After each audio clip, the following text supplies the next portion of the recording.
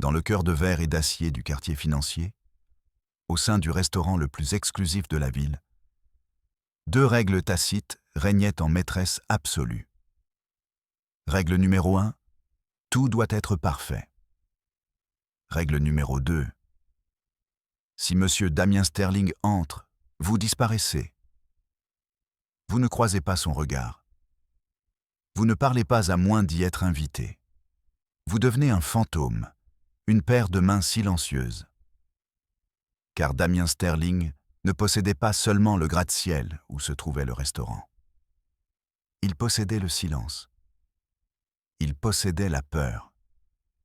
Pendant des années, chaque membre du personnel avait suivi ces règles à la lettre. Ils avaient vu des chefs chevronnés trembler et des directeurs de salles vétérans pâlir. Ils avaient tous évité ce PDG milliardaire, un homme impoli et tyrannique, jusqu'à l'arrivée de la nouvelle serveuse. Elle ne connaissait pas les règles, et même si elle les avait connues, elle était sur le point d'enseigner à Damien Sterling que certaines choses, comme la dignité humaine, ne pourraient jamais être achetées. L'Horizon Doré n'était pas seulement un restaurant, c'était une déclaration. Perché au 95e étage de la colossale tour Sterling, ses baies vitrées offraient une vue divine sur la métropole tentaculaire en contrebas. L'air à l'intérieur sentait l'argent, une fusion délicate de truffes blanches, de cuir vieilli et de la légère odeur propre de l'ozone provenant des purificateurs d'air de pointe. Tout, de l'argenterie en cristal au velours des chaises, était méticuleusement choisi pour projeter une aura de richesse astronomique sans effort. Pour le personnel, cependant, l'effort était tout sauf absent. C'était un ballet de perfection à haute pression, chorégraphié par le redoutable directeur Matteo Rossi. Matteo, un homme dont le costume sur mesure semblait moulé en permanence sur sa silhouette, dirigeait sa salle avec la précision d'un général militaire. Mais même lui avait un commandant en chef qu'il redoutait. « Écoute-moi bien, Camille », murmura Liam, un serveur senior aux yeux fatigués, alors qu'elle polissait une rangée de verres à vin jusqu'à ce qu'ils deviennent invisibles. C'était son 3e jour. Je ne vais dire ça qu'une seule fois. Si tu vois un homme dans un costume sombre, et crois-moi, tu sauras qu'il est sur mesure, avec une Patek Philippe au poignet et un regard comme s'il jugeait personnellement les atomes de carbone dans l'air que tu respires. Tu te fais discrète. C'est Monsieur Sterling. Camille s'arrêta, son reflet flou dans le verre cristallin. Le Monsieur Sterling, celui qui possède tout cela. Sophie, une autre serveuse qui remplissait les salières à proximité, frissonna de manière théâtrale. Il l'appelle le requin de Sterling. Il ne se contente pas de manger ici, il chasse. Il cherche des failles, une tache de poussière, un steak cuit 1 degré de trop, l'ombre d'une trace d'eau sur un verre comme celui-là. Elle pointa un doigt manucuré vers le verre dans la main de Camille. Le mois dernier, il a fait licencier un commis sur le champ pour avoir éternué discrètement 2 étages plus bas, dans la cuisine. Le sourcil de Camille se fronça. Elle avait entendu des rumeurs, bien sûr. Des histoires sur le tempérament légendaire de Damien Sterling et ses exigences impossibles circulaient dans tout le bâtiment, des bureaux d'entreprise du 100e étage jusqu'au quai de déchargement du sous-sol. Mais elle avait supposé qu'il s'agissait d'exagération, le genre de folklore qui se construit autour des hommes d'un immense pouvoir. Sûrement que ce n'est pas à ce point, commença-t-elle. Mais Matteo frappa vivement dans ses mains, sa voix coupant le silence de la salle à manger. En position, tout le monde. La table 12 arrive. Liam, tu diriges. Sophie, assiste-le. Camille, tu t'occupes du service de l'eau et du pain pour cette section. Restez vigilants. Ses yeux trouvèrent ceux de Camille pendant une fraction de seconde, et elle y lut un avertissement clair et muet. Ne gâche pas tout. Camille hocha la tête, son cœur battant un petit coup d'anxiété contre ses côtes. Elle avait besoin de ce travail. Ce n'était pas seulement un emploi, c'était une bouée de sauvetage. Il y a seulement 6 mois, elle était étudiante à l'université, étudiant l'histoire de l'art. Son avenir était tracé, sa vie protégée par la richesse confortable de sa famille. Le nom Hayes avait autrefois signifié quelque chose dans le monde de l'architecture et du design. Son père, Robert Hayes, avait été un architecte brillant, bien que peut-être trop confiant. Puis vint la chute. Une trahison catastrophique de l'associé de son père, Richard Beaumont, les avait anéantis. Beaumont, un homme en qui sa famille avait confiance depuis des décennies, avait mené leur entreprise commune à l'oubli par une série de transactions frauduleuses, laissant son père sans rien d'autre que des procès et un cœur brisé. Le scandale avait été rapide et brutal. Ils avaient perdu la maison, les économies, le prestige, tout. La santé de son père s'était effondrée sous le poids de tout cela. Et maintenant, les factures médicales s'accumulaient parallèlement aux frais de scolarité pour l'école spécialisée de sa jeune sœur, Chloé. Alors Camille avait échangé ses manuels scolaires contre un plateau de service. Elle avait vendu ses vêtements de créateur, emménagé dans un minuscule studio et appris à sourire poliment, tandis que ses pieds la faisaient souffrir et que son esprit s'emballait dans des calculs financiers. Sa fierté était un luxe qu'elle ne pouvait plus se permettre. Mais sa dignité, c'était une autre affaire. C'était la seule chose que Richard Beaumont n'avait pas pu lui prendre. La soirée ne fut qu'un tourbillon de services impeccables. Camille se déplaçait avec une efficacité tranquille qui démentait son manque d'expérience. Elle apprenait vite, gracieuse et observatrice. Elle anticipait les besoins avant même qu'ils ne soient pleinement formulés, son sourire étant sincère même lorsque ses pieds hurlaient de douleur. Matteo l'observait de loin, une lueur d'approbation dans ses yeux gardés. La fille avait du potentiel. Puis, à 21h précises, un changement se propagea dans le restaurant. Ce fut une subtile modification de la pression atmosphérique, une chute soudaine de la température ambiante. L'hôte à la réception raidit son sourire professionnel, qui se figea sur son visage. La posture de Matteo devint droite comme un piquet. Les murmures s'éteignirent. Camille, en revenant de la cuisine avec une corbeille de linge propre, vit le visage de Liam devenir livide. « Il est là !» articula Liam sans bruit, les yeux écarquillés, tout en écartant discrètement un jeune commis du passage principal. Par la grande entrée, Damien Sterling entra.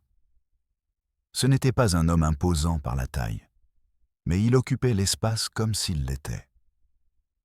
Sa présence semblait aspirer l'air même de la pièce. Le costume sombre lui allait comme une seconde peau, accentuant une silhouette mince et puissante. Ses cheveux étaient noirs, sa mâchoire saillante, et ses yeux étaient d'un gris perçant, d'une froideur saisissante. Ils balayèrent past la pièce avec un regard d'un ennui profond et de dédain, ne manquant rien et n'approuvant presque rien. Il était suivi par un homme plus âgé à l'air las, Arthur Coleman, son assistant de direction qui subissait tout depuis longtemps. Ils furent installés à la table 1, le box d'angle de premier choix, qui lui était perpétuellement réservé. C'était dans la section de Camille. Matteo l'intercepta, sa voix étant un sifflement bas et urgent. « Juste l'eau, Hayes. Laisse Liam s'occuper de tout le reste. Ne parle pas. Ne croise pas son regard. Tu es un fantôme. Compris ?» La gorge de Camille était sèche. Elle hocha la tête, ses mains serrant la corbeille de linge. Elle regarda Liam s'approcher de la table, ses mouvements étant d'une raideur anormale. Elle pouvait voir le léger tremblement de ses mains lorsqu'il présenta la carte des vins. Damien Sterling ne le regarda même pas. Il fit un geste de la main méprisant. Comme d'habitude. Et dites au chef du bois que la dernière fois, le risotto était granuleux. J'ose espérer qu'il a corrigé sa technique. L'insulte délivrée d'un ton monotone et blasé, était plus tranchante que n'importe quel cri. Liam s'éloigna rapidement, ressemblant à une souris qui venait d'échapper aux griffes d'un faucon. Camille prit une profonde inspiration. Fantôme. Elle pouvait être un fantôme. Elle saisit la carafe d'eau en cristal, la glace tintant doucement. Elle s'approcha de la table, gardant les yeux baissés, se concentrant sur un point au sol juste au-delà des chaussures de cuir italien coûteuses de M. Sterling. Elle versa d'abord l'eau d'Arthur Coleman. Impeccable. Puis, elle se dirigea vers le verre de M. Sterling. Sa main était ferme. L'eau s'écoula en un arc silencieux et parfait. Et puis c'est arrivé. Alors qu'elle commençait à retirer la carafe, Damian Sterling bougea sur son siège, étendant sa jambe sans avertissement. Le coin de son genou heurta son bras. Ce fut un contact minuscule, presque imperceptible. Mais ce fut suffisant.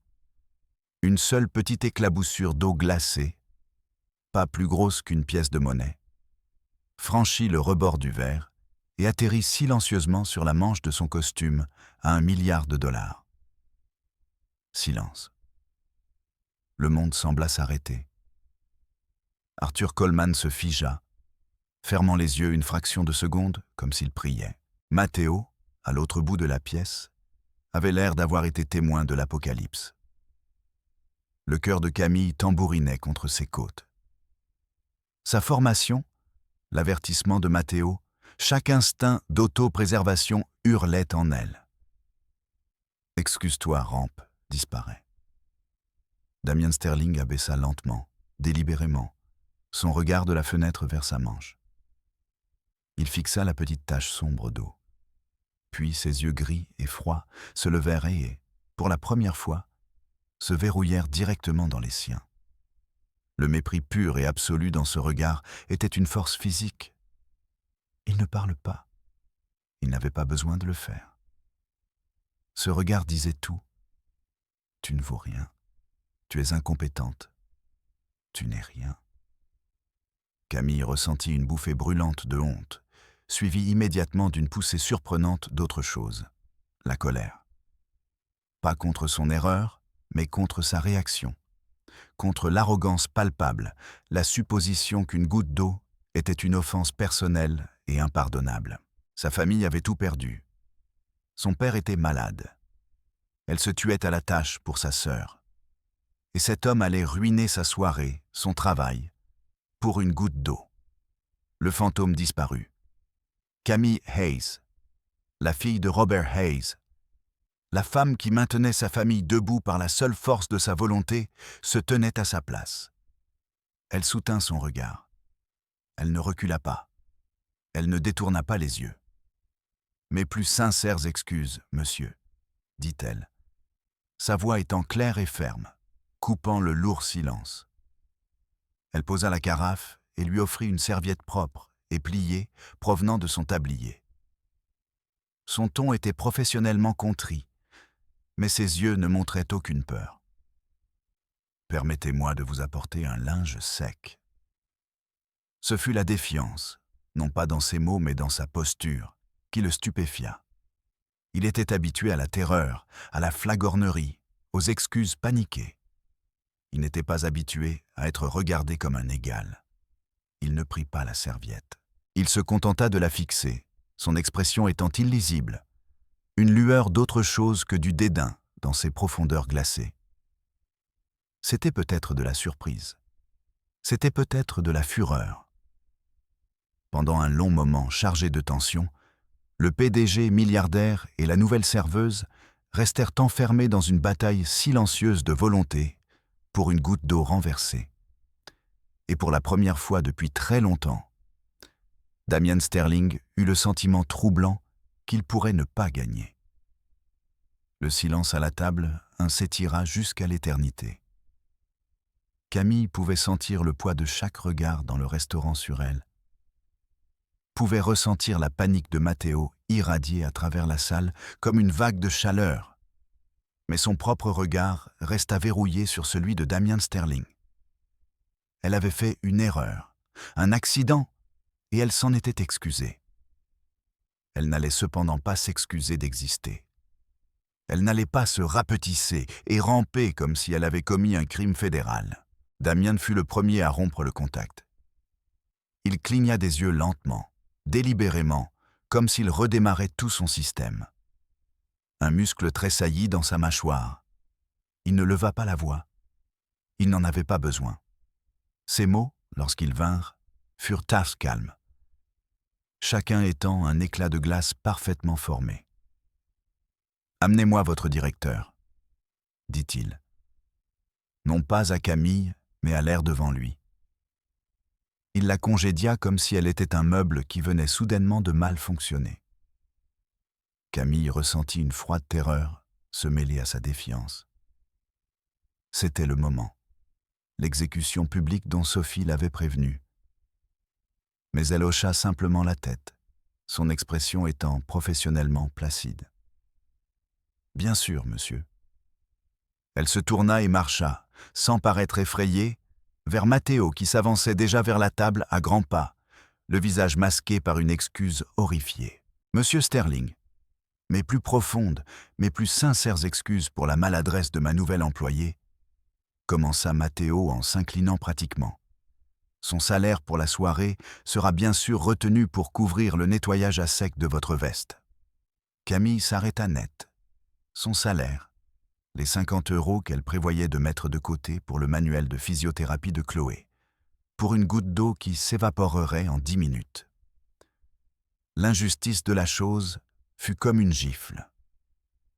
Damien Sterling reconnut enfin la présence de Matteo d'un coup d'œil. Il ignora les courbettes.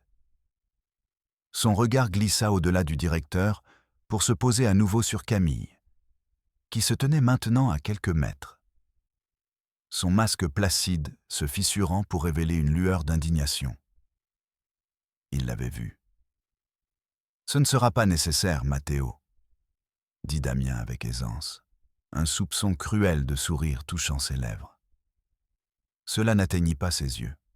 « Je ne veux pas de son argent. » Il fit une pause, laissant l'implication planer dans l'air. « Je veux qu'elle soit celle qui serve ma table pour le reste de la soirée. » Un halètement silencieux collectif sembla traverser le personnel. Arthur Coleman, qui étudiait la condensation sur son verre d'eau avec une concentration intense, leva les yeux de surprise. Matteo resta totalement déconcerté. Ce n'était pas dans le scénario. Le requin de Sterling ne jouait pas avec sa nourriture.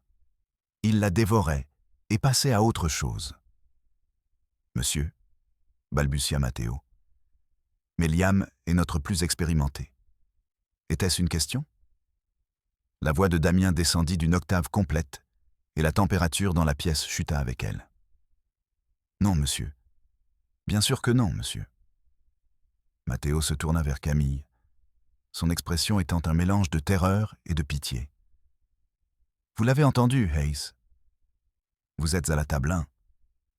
Ne commettez pas d'autre erreur. » L'esprit de Camille vacillait.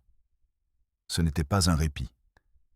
C'était une punition, une forme de torture prolongée. Il allait s'asseoir là et l'observer, attendant qu'elle fasse un faux pas pour pouvoir abattre la hache avec une satisfaction maximale. Les autres employés la regardaient comme si elle était un agneau conduit à l'abattoir. Elle redressa les épaules. Très bien, s'il voulait un spectacle, elle lui en donnerait un. Bien, monsieur Rossi, dit-elle clairement. Elle retourna à la table, prit un menu et se tint aux côtés de Damien Sterling. Elle ne sourcilla pas sous son regard critique intense. « Prendrez-vous votre sélection habituelle, monsieur Sterling ?» demanda-t-elle, sa voix étant un modèle parfait de décorum professionnel. « Ou souhaiteriez-vous entendre les suggestions du jour ?» Arthur Coleman s'étouffa avec une gorgée d'eau. En 15 ans de travail pour Damien, aucun serveur n'avait jamais eu l'audace de l'interroger sur les suggestions. C'était une règle non écrite que M. Sterling ne devait pas être dérangé par de telles trivialités. Damien la fixa, une étrange lumière calculatrice dans les yeux. Il la testait et elle relevait son défi de front. C'était un jeu, et elle venait de faire un mouvement qu'il n'avait pas prévu. « Décrivez-moi les noix de Saint-Jacques poêlées au risotto au safran », commanda-t-il, son ton la mettant au défi de trébucher. Camille ne manqua pas un battement. Elle avait mémorisé le menu de fond en comble pendant son temps libre. Bien sûr. Les noix de Saint-Jacques de plongée sont poêlées jusqu'à obtenir une croûte dorée parfaite, laissant l'intérieur tendre et sucré. Elles sont servies sur un lit de risotto acquerello, crémeux, infusé de délicat safran espagnol, d'un soupçon de vin blanc et de parmigiano reggiano affiné. Le plat est fini avec un filet d'huile de basilic et des micro-pousses pour la fraîcheur. Sa description était impeccable, sa livraison confiante. Elle n'avait pas trébuché, n'avait pas bégayé. Elle avait simplement répondu à sa question.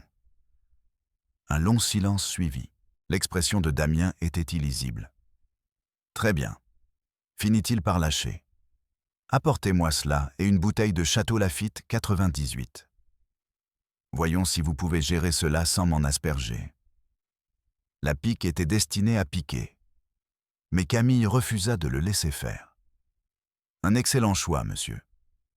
Je vais faire décanter cela pour vous, immédiatement. » Le reste du repas fut une leçon magistrale de tension. Camille se déplaçait autour de la table avec une grâce et une concentration surnaturelles. Chaque assiette était posée silencieusement, chaque ustensile parfaitement aligné. Elle versa le vin inestimable avec la main ferme d'un chirurgien, le liquide rouge respirant dans la carafe sans qu'une seule goutte ne soit gaspillée. Pendant tout ce temps, elle sentait les yeux de Damien Sterling sur elle, suivant chacun de ses mouvements. C'était comme pratiquer une chirurgie sous un microscope. Il essaya de la faire trébucher. Il posait soudainement une question obscure, juste au moment où elle versait le vin. Qui était l'architecte de ce bâtiment? Mike Koppelman, en partenariat avec Sterling Properties, monsieur, répondit-elle sans lever les yeux. La flèche a été un ajout ultérieur, conçu par un cabinet différent. Il décalait sa chaise juste au moment où elle s'approchait, essayant de perturber son passage. Elle s'adaptait sans transition, ses mouvements étant fluides et sans hâte. Il se plaignit que la soupe était un degré trop froide. Elle la reprit sans discuter et revint avec un nouveau bol, vérifiant elle-même la température avec un thermomètre de cuisine avant qu'il ne quitte le passe-plat. À travers tout cela, elle ne perdit jamais son sang-froid. Elle était polie, efficace et imperturbable. C'était l'armure qu'elle avait été forcée de construire au cours des 6 derniers mois, et elle la servait bien. Mais ce qui dénervait le plus Damien était que, sous le vernis professionnel, il n'y avait aucune peur. Il pouvait le voir dans ses yeux lorsqu'elle croisait momentanément son regard. Il y avait de l'épuisement, il y avait du stress, il y avait une frustration profonde et bouillonnante. Mais il n'y avait pas de terreur. Elle n'avait pas peur de lui. Alors qu'elle débarrassait les assiettes du plat principal, Damien parla de nouveau, sa voix étant dangereusement douce. « Vous êtes nouvelle ici. Où travailliez-vous avant cela ?»« J'étais étudiante, monsieur, » répondit Camille, empilant les assiettes avec une précision tranquille. « Étudiante en quoi? En transport de plateau avancé ?» L'insulte était facile et directe. Arthur s'agita inconfortablement. Camille marqua une pause d'une fraction de seconde. Elle pouvait sentir les yeux des autres employés sur son dos.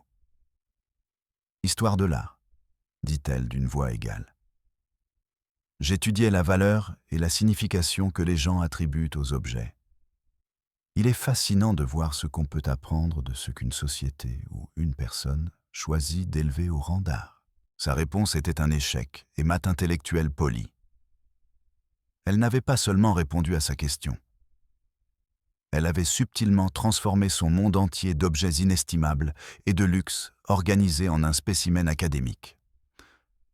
Pour la première fois de la soirée, Damien Sterling resta sans voix. Il la fixa. son masque d'indifférence froide se fissurant enfin pour révéler un éclat de choc pur et absolu.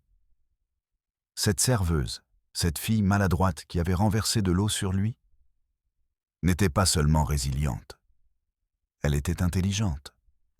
Et elle utilisait cette intelligence comme une arme contre laquelle il ne savait pas comment se défendre. Le jeu avait changé. Il ne s'agissait plus d'un milliardaire terrorisant une serveuse. C'était un duel. Et Camille Hayes, armée de rien d'autre qu'un plateau de service et d'un sens inébranlable de soi, se révélait être une adversaire bien plus redoutable qu'il n'aurait pu l'imaginer. La nuit de l'eau renversée devint une légende parmi le personnel de l'Horizon Doré. Camille ne fut pas licenciée. En fait, quelque chose de bien plus étrange se produisit. Le mardi suivant, Damien Sterling revint et, lorsque l'hôte s'approcha de sa table, il prononça une phrase qui envoya des ondes de choc dans la salle à manger. « Dites à l'étudiante en histoire de l'art que je requiers ses services. » Et ainsi cela commença. Ce n'était plus une punition ponctuelle. C'était devenu une routine. Chaque mardi et jeudi, Damien Sterling arrivait à 21h précises, prenait place à la table 1 et réclamait Camille. Le personnel finit par appeler cela l'épreuve. Matteo, partagé entre la terreur de déplaire à son client le plus important et l'admiration naissante pour sa nouvelle serveuse, finit par acquiescer. Continuez simplement ce que vous faites, Hayes, avait-il dit en passant une main dans ses cheveux déjà parfaits. Quoi que ce soit, cela semble fonctionner. Cela semble, ou du moins, vous êtes toujours employé. La stratégie de Damien était passée de l'intimidation manifeste à une guerre d'usure subtile et implacable. Il la testait, la poussait, cherchant la faille dans son armure. Chaque service de dîner était un examen complexe et cruel. Un soir, il se plaignait de l'éclairage. « Il y a un reflet sur mon verre d'eau. C'est distrayant. Réglez ça. » Camille, sans un mot, se dirigeait vers le panneau de contrôle, atténuait discrètement le projecteur suspendu d'un 2% presque imperceptible et revenait à la table. « Est-ce mieux, monsieur ?» Il plissait les yeux, agacé qu'elle ait réellement résolu le problème inexistant. Bien. Un autre soir, il commandait hors menu, exigeant des plats complexes qu'il savait que la cuisine n'était pas préparée à faire. Je veux une sole meunière, mais le beurre doit être clarifié à partir de vaches de Normandie nourries à l'herbe, et le citron doit provenir d'Amalfi. Je suis sûr que le chef du bois peut s'en charger. Camille écoutait patiemment, son carnet à la main. « Je transmettrai vos spécifications exactes au chef, monsieur. Cependant, se procurer ces ingrédients spécifiques peut prendre un certain temps. Désirez-vous un apéritif en attendant ?» Son acceptation calme de ces exigences impossibles l'exaspérait plus que n'importe quel argument ne l'aurait fait. Elle ne disait jamais non. Elle présentait simplement la réalité de la situation avec une politesse inébranlable, le forçant soit à reculer, soit à paraître manifestement ridicule. Le plus souvent, il grognait et revenait au menu. Les jeux psychologiques n'étaient les pires. Il essayait de la déstabiliser avec des questions personnelles indiscrètes, conçues pour qu'elle se sente petite. Histoire de l'art, songeait-il un soir, faisant tourner un Bourgogne rouge sang dans son verre. Un diplôme inutile pour une classe de gens inutiles qui ne peuvent pas survivre dans le monde réel. Est-ce ce qui vous est arrivé? Avez-vous découvert que vous n'étiez pas à la hauteur? Camille disposait ses couverts pour le plat suivant. Elle ne leva pas les yeux. Au contraire, monsieur. Je trouve que cela a d'excellentes applications.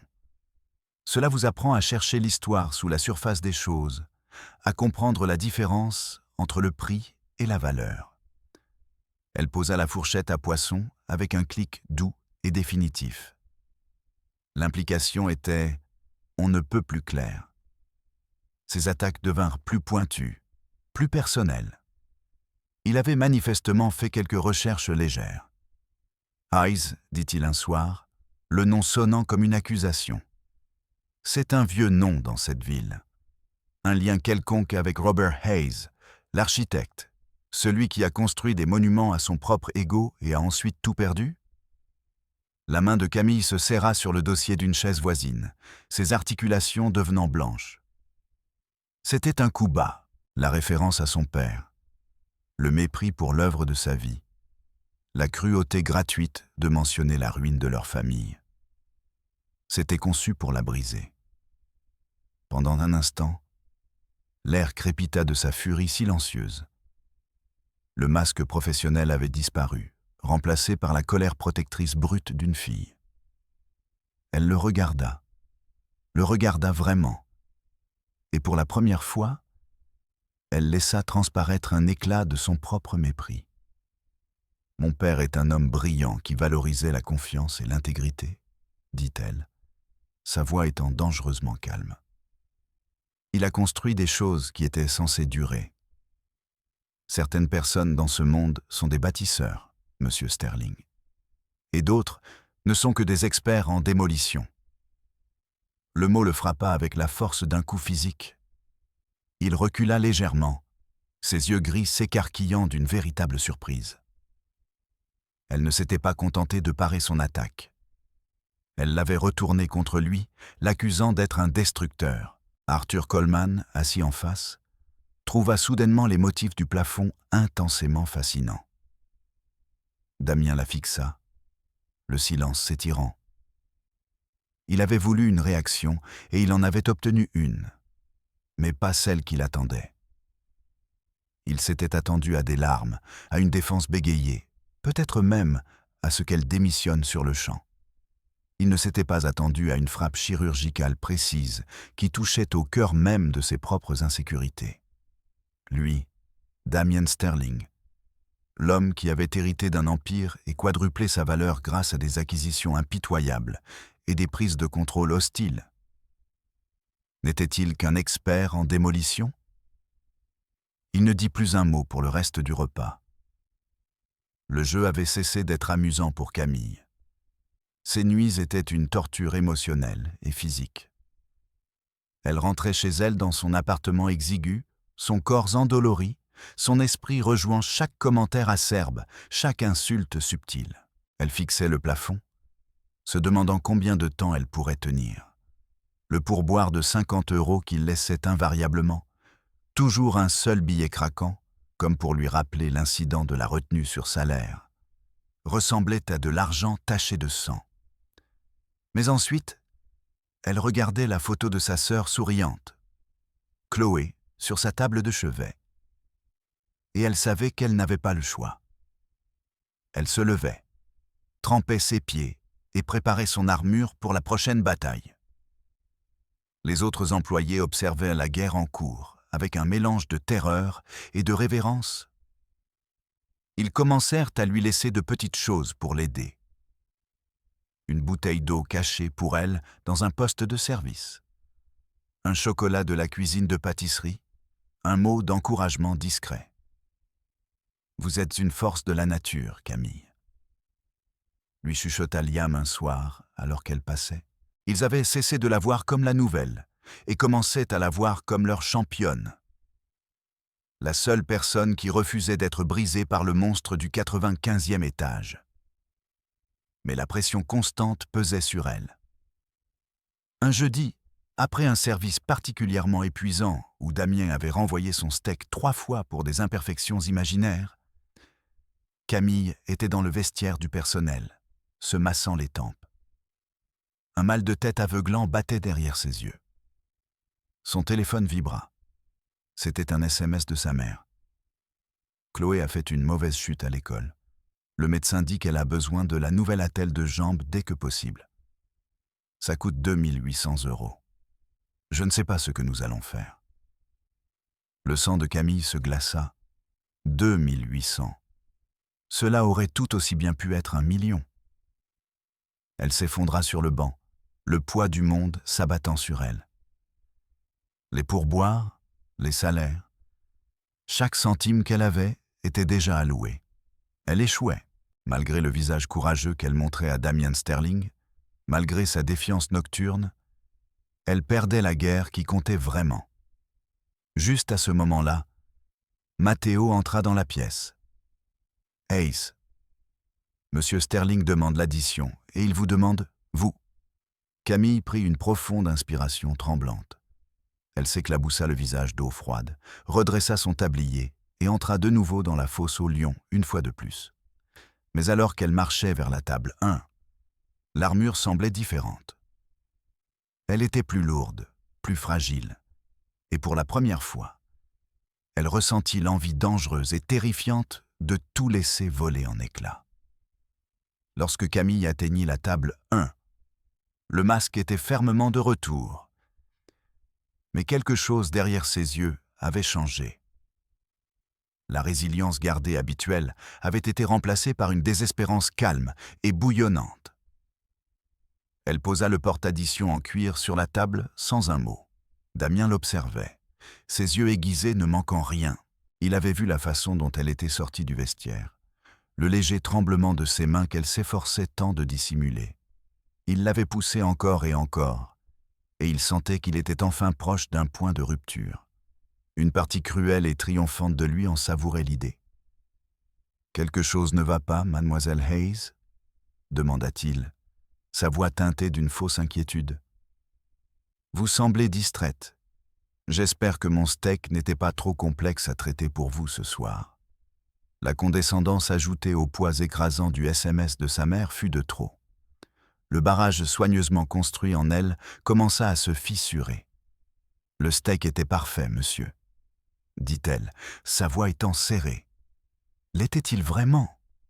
insista-t-il, se penchant légèrement en avant. Il signa le ticket de carte de crédit avec emphase.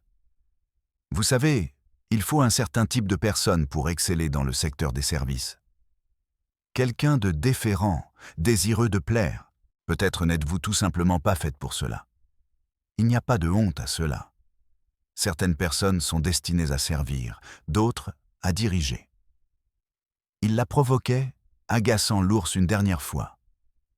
Il s'attendait à ce qu'elle réplique avec son intelligence acérée habituelle, ou peut-être qu'elle s'effondre enfin. Il ne s'attendait pas au regard qu'elle lui lança. C'était un regard d'une pitié profonde, hélas. Camille prit une petite respiration.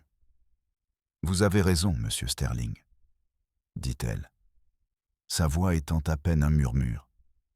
Pourtant, elle coupa le bourdonnement du restaurant. « Je ne suis pas faite pour cela. » Elle le regarda directement dans les yeux, et la vérité brute et non filtrée de son combat se déversa. « Mais je suis là. Je suis là parce que je dois l'être. Parce que ma famille a besoin de moi.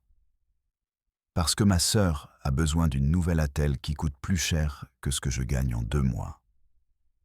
Et les factures médicales de mon père sont astronomiques. » Elle ne pleurnichait pas et ne demandait pas de sympathie.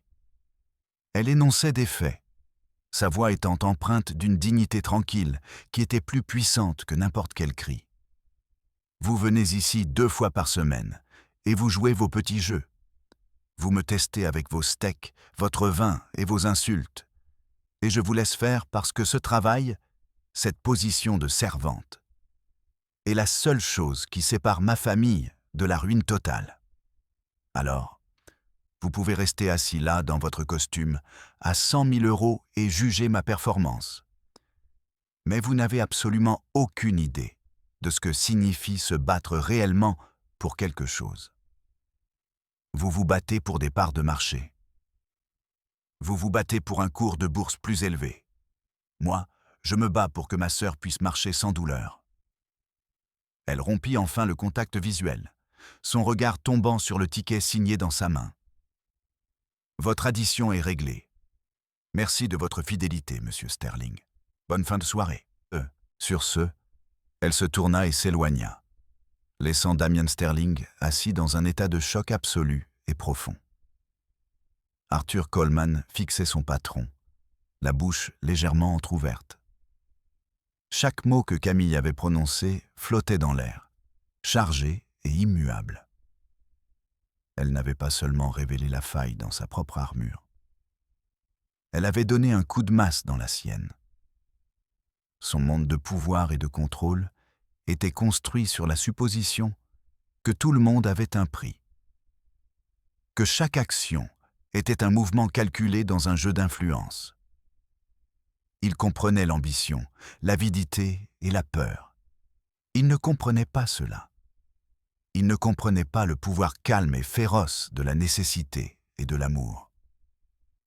Ses paroles avaient dépouillé sa richesse, son pouvoir, sa cruauté soigneusement cultivée et avaient mis à nu le vide de ses propres batailles.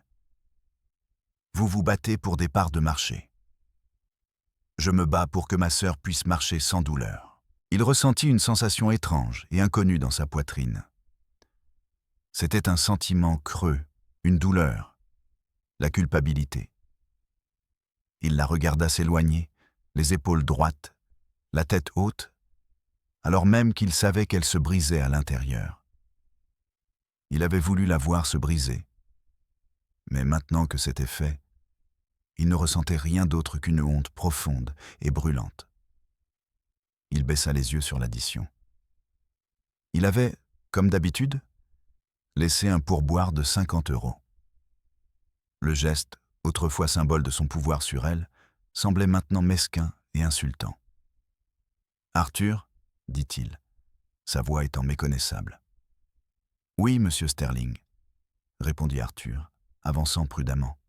« Découvrez tout sur elle » ordonna Damien, sa voix étant basse et intense. La famille, le père, Robert Hayes, la sœur Chloé, l'associé qui les a ruinés, Richard Beaumont. Je veux tout savoir maintenant. Arthur hocha la tête. Tout de suite, monsieur. Damien Sterling resta assis là pendant longtemps après le départ d'Arthur, le restaurant animé s'effaçant dans un lointain bourdonnement. Il avait entrepris de briser la nouvelle serveuse qui avait osé lui tenir tête. Mais à la fin, avec quelques phrases calmes et dévastatrices, elle l'avait complètement et totalement brisé. La guerre d'usure était terminée, et il avait perdu d'une manière qu'il n'avait jamais cru possible. La forteresse froide et impénétrable qu'il avait construite autour de lui avait été forcée, non par la force, mais par une vérité simple et déchirante. Arthur Coleman était plus qu'un assistant. Il était un intermédiaire, un dépositaire de secrets et la chose la plus proche d'une conscience que possédait Damien Sterling. Lorsque Damien donnait un ordre comme « découvrez tout », Arthur savait que cela signifiait déployer son réseau discret, mais incroyablement efficace d'enquêteurs privés et de courtiers en information. En moins de 24 heures, une tablette élégante et cryptée fut posée sur le vaste bureau d'obsidienne de Damien. Le dossier était intitulé « Hayes, Camille, Anne ». Damien l'ouvrit, ses mains se sentant étrangement instables. Il passa les 3 heures suivantes totalement absorbé. Les lumières de la ville scintillant sans être remarquées devant la fenêtre de son bureau de grand standing. L'histoire qui se déroulait était pire que ce qu'il avait imaginé. Le rapport détaillait l'ascension fulgurante et la chute catastrophique de Hayes et associés, un cabinet d'architecture de renom célébré pour ses conceptions innovantes et centrées sur l'humain. Il comprenait des articles élogieux sur Robert Hayes, louant sa vision et son intégrité. Puis le récit devenait sombre. Il exposait en détails froids et durs la fraude systématique perpétrée par Richard Beaumont. Beaumont avait utilisé la réputation d'excellence du cabinet pour obtenir des prêts massifs pour des projets d'outre-mer inexistants, détournant l'argent vers des comptes offshore avant de mettre l'entreprise en faillite et de laisser Robert Hayes face aux retombées juridiques et financières. L'information la plus accablante était le nom de la banque qui avait si joyeusement accordé ces prêts frauduleux, aveuglé par le charisme de Beaumont et le nom de Hayes et associés. Une filiale de Sterling Holdings, sa propre entreprise. Un nœud froid se forma dans l'estomac de Damien. Le manque de diligence raisonnable de son entreprise, sa soif d'une transaction rentable, avait été l'arme que Beaumont avait utilisée pour détruire la famille Hayes. Il n'était pas seulement un spectateur indifférent à la ruine de sa famille. Il était tangentiellement, involontairement complice. Le rapport continuait. Il détaillait la crise cardiaque consécutive de Robert Hayes, les dettes médicales croissantes et la perte de leur maison familiale. Il y avait des photos de l'appartement exigu que Camille partageait maintenant avec sa mère.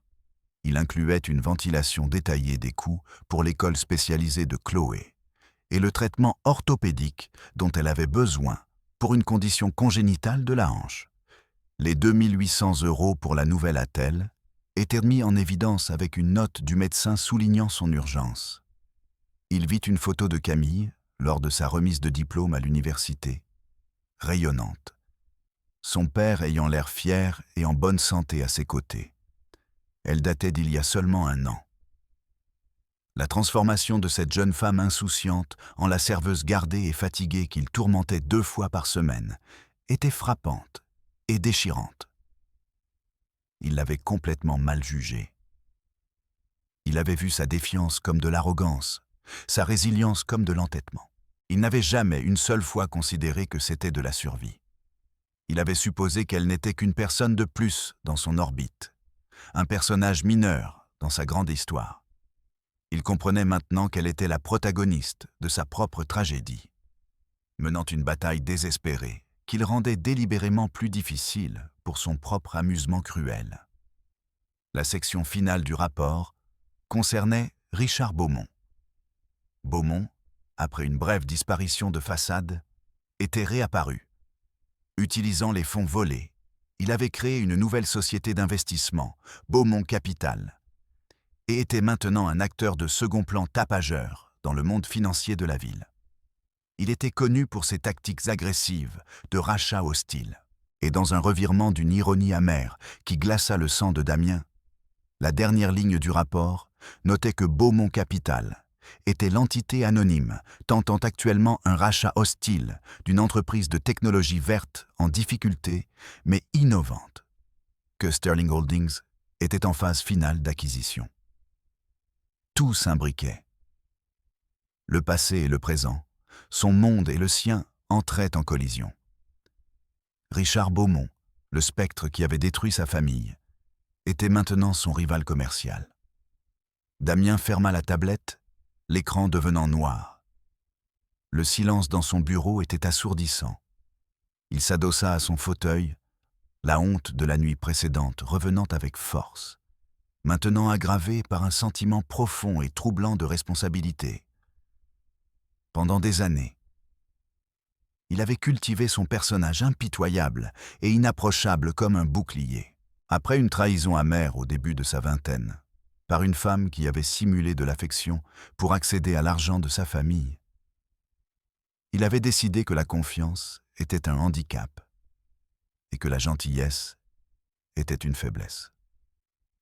Il avait repoussé tout le monde, testant leur loyauté par la cruauté, croyant que c'était la seule façon de s'assurer que personne ne pourrait plus jamais le blesser. Il était devenu un expert en démolition, tout comme Camille l'avait dit. Mais son bouclier l'avait aussi aveuglé. Il était devenu la chose même qu'il méprisait, un utilisateur, un homme qui infligeait de la douleur sans réflexion ni conséquence. Son monde, soigneusement ordonné, construit sur la logique et l'influence, était maintenant dans le chaos. Il ressentit une impulsion écrasante et inconnue, le besoin de réparer quelque chose. Pas une entreprise, pas une transaction, mais une vie. Une vie qu'il avait activement rendue plus dure. Mais comment? Une simple excuse semblait vide.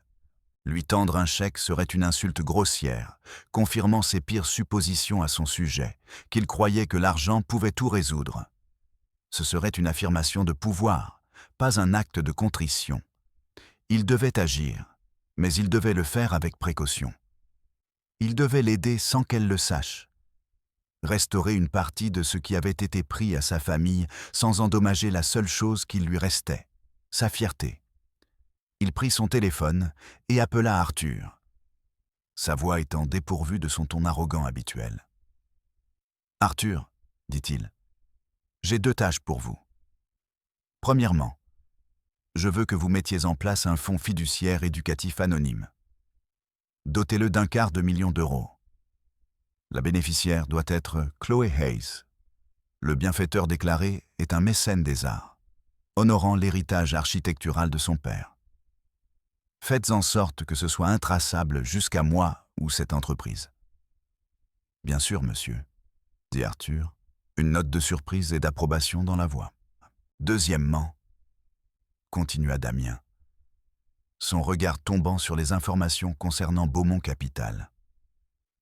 Amenez-moi notre équipe juridique d'entreprise et la division des fusions et acquisitions.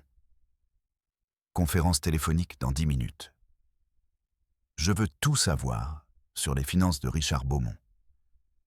Je veux savoir où il est vulnérable. J'avance le calendrier d'acquisition. Un éclat froid et dur entra dans ses yeux. Un éclat qui n'était pas là auparavant. Ce n'était plus le regard d'un tyran blasé. C'était le regard d'un chasseur. Richard Beaumont avait détruit une famille. Damien Sterling était sur le point de s'assurer qu'il n'aurait jamais la chance d'en détruire une autre. Le jeu avait changé et il ne jouait plus pour le sport. Le mardi suivant, une énergie nerveuse imprégnait l'horizon doré. Tout le monde attendait de voir ce qui allait se passer. Camille aurait-elle encore un travail? Damien Sterling se présenterait-il seulement? Lorsque l'horloge sonna 21 heures et que les portes principales restèrent fermées, un soupir de soulagement collectif commença à circuler. Mais à 21h15, il entra. Il avait l'air différent. L'air habituel d'arrogance blasée avait disparu, remplacé par une gravité calme et intense. Il ne balaya pas la pièce d'un regard dédaigneux. Ses yeux allèrent directement vers le comptoir de l'hôte. « Mademoiselle Hayes travaille-t-elle ce soir ?» demanda-t-il, sa voix étant basse. L'hôte, stupéfait par la politesse de la demande, hocha simplement la tête. « Je serai à ma table, » dit Damien, et il se dirigea seul vers le box d'angle. Arthur n'était pas avec lui ce soir. Lorsqu'on le dit à Camille, son estomac se noua. Elle avait rejoué leur dernière conversation 1000 fois, convaincue qu'elle avait franchi une ligne qui ne pouvait être franchie en sens inverse. Elle s'attendait à être licenciée au moment où elle s'approcherait de la table. Prenant une profonde inspiration, elle saisit une carafe d'eau et marcha vers son destin. Elle atteignit la table et commença à verser son eau. Ses mouvements étaient exercés et fermes, démentant les battements frénétiques de son cœur. Elle attendait que la hache verbale tombe. Elle ne vint jamais. « Merci, mademoiselle Hayes », dit-il si doucement qu'elle faillit ne pas l'entendre. Elle se figea, la carafe à la main. Pendant toutes les semaines de leur étrange rituel, il ne l'avait jamais remerciée une seule fois. Elle leva les yeux et croisa son regard. Le gris froid et glacé était toujours là, mais le mépris avait disparu. À sa place se trouvait quelque chose qu'elle ne pouvait pas tout à fait déchiffrer. Une combinaison profonde et turbulente de regrets et d'autres choses. Le respect. « Je vous en prie, monsieur Sterling », chuchota-t-elle, sa voix faiblissant pour la première fois. Le reste du service fut surréaliste. Les tests avaient disparu. Il commanda directement à partir du menu sans aucune modification impossible. Il ne se plaignit pas de l'éclairage, de la température ou de la nourriture. Il mangea simplement, l'observant avec cette même expression illisible et intense. Le silence entre eux n'était plus une arme, mais un espace rempli de mots non dits. Camille trouva cela plus déstabilisant que son hostilité ouverte. Elle ne connaissait pas les règles de ce nouveau jeu. Alors que le repas se terminait, il fit quelque chose d'autre, sans précédent. « Camille », dit-il, utilisant son prénom. Cela sonnait étrange, presque étranger, venant de ses lèvres. « S'il vous plaît, asseyez-vous un instant. » Elle le fixa, déconcertée. « Monsieur, je ne peux pas. Je suis en service. » Je suis le propriétaire de ce bâtiment et le meilleur client du restaurant, affirma-t-il, non comme une menace, mais comme un simple fait. Je vous dis de vous asseoir. Personne ne dira un mot. Hésitante, elle glissa sur le siège opposé, se perchant sur le bord du coussin de velours. Elle se sentait exposée, pas à sa place. Il la regarda, les mains jointes sur la table. Ce que vous avez dit la semaine dernière, vous aviez raison sur moi, sur la nature de mes batailles. C'était ce qui se rapprochait le plus d'une excuse pour un homme comme Damien Sterling. C'était une concession, une reddition. Camille ne savait pas quoi dire. « J'étais bouleversée », proposa-t-elle faiblement. « Je n'aurais pas dû être si peu professionnelle. »« Non, » dit-il, son regard étant inébranlable. « Vous étiez honnête.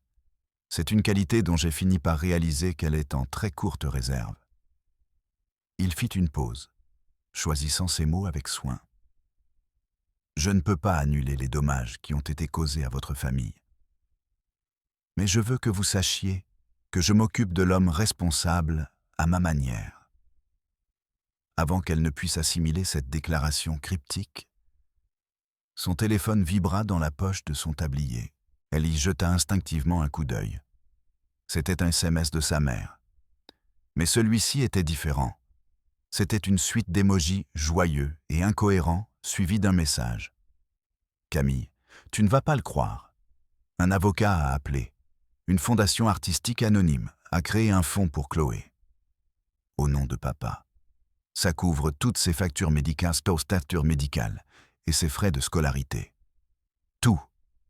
C'est un miracle. » La main de Camille vola à sa bouche, ses yeux se remplissant de larmes, brouillant le visage de l'homme assis en face d'elle. Un miracle. Une fondation anonyme au nom de son père. Ses yeux remplis de larmes se levèrent pour croiser ceux de Damien. Son expression était neutre, mais son regard était lourd de sens. Il savait. Bien sûr qu'il savait. C'était lui, le miracle. Elle ouvrit la bouche pour parler, pour demander, pour accuser, pour remercier, mais elle ne savait pas quoi choisir. Il la devança. « Vous êtes une femme intelligente, pleine de ressources et remarquablement résiliente, Camille. Vous êtes gaspillée ici. » Il poussa une carte de visite sur la table. C'était sa carte de contact privée, d'un blanc austère, avec son nom et son numéro embossés en noir. « Mon entreprise pourrait utiliser une personne ayant votre intégrité, pas dans la restauration. Un vrai poste dans mon bureau de direction en tant qu'analyste stratégique. Votre perspective serait précieuse. » Camille fixa la carte, puis le regarda à nouveau. Une offre d'emploi, une issue, un changement de trajectoire complet altérant sa vie proposée par l'homme qui, il y a encore une semaine, était son tourmenteur. Son esprit tournait. « Pourquoi ?» finit-elle par demander, sa voix étant étouffée par l'émotion. « Parce que pour la première fois en 10 ans, quelqu'un m'a dit la vérité, » dit-il simplement. « Et parce que mon entreprise a été, bien qu'involontairement, partie prenante de ce que Richard Beaumont a fait. La banque qui l'a financé était la nôtre. Ce n'est pas de la charité. C'est peut-être une correction de trajectoire attendue depuis longtemps. » Il se leva, laissant l'addition signée sur la table. La section du pourboire était laissée vide. Cette fois, l'absence de pourboire ressemblait à un geste de respect, un refus de continuer leur ancienne dynamique de maître et de serviteur. L'offre est réelle. « Réfléchissez-y, » dit-il. Puis, il se tourna et sortit du restaurant, laissant Camille Hayes assise dans son box. Un miracle sur son téléphone, un nouvel avenir sur la table, et la réalisation déconcertante que son plus grand ennemi venait de devenir son allié le plus puissant et le plus énigmatique. Une semaine plus tard, Camille Hayes entra dans la tour Sterling. Non par l'entrée de service, mais par l'atrium de marbre étincelant du hall principal. Elle ne portait pas d'uniforme de serveuse, mais une simple robe bleu marine professionnelle qu'elle avait achetée dans une boutique de dépôt-vente. Une armure d'un genre différent. L'offre d'emploi avait été à la fois une bouée de sauvetage et un dilemme. L'accepter ressemblait à une forme de reddition, une concession à son pouvoir. Mais la refuser ressemblait à laisser la fierté faire obstacle à l'avenir de sa famille. Un luxe qu'elle ne pouvait toujours pas se permettre. En fin de compte, le désir de fournir une vie stable à sa mère et à sa sœur, et une curiosité brûlante de comprendre l'homme derrière le monstre, l'emportèrent. Arthur Coleman l'accueillit dans le hall, son visage habituellement las éclairé par un sourire sincère. « Mademoiselle Hayes, bienvenue. Monsieur Sterling vous attend. » Il la conduisit à un ascenseur silencieux à grande vitesse, qui s'ouvrait directement dans le bureau du PDG.